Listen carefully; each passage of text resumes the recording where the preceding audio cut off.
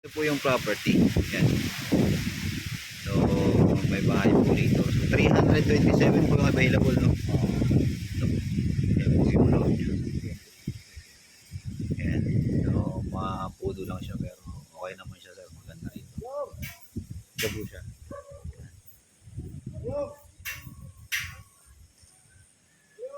Yung frontage po niya nasa 10 meters po. Kunti lang po sa kulang lang po sa linis yan. Ayan po, ayan. Ayan po yung muhon. Ayan yung muhon. Ayan, ayan, ayan. Ayan yung muhon. Ayan. Diretso po yan doon. Ayan. Ayan po. Saka pa yung kubo-kubo na yan. Papunta po yan yung property. So, taas po ako dyan. Dito po ay, ito po yung pinaka-right po niya. Daan.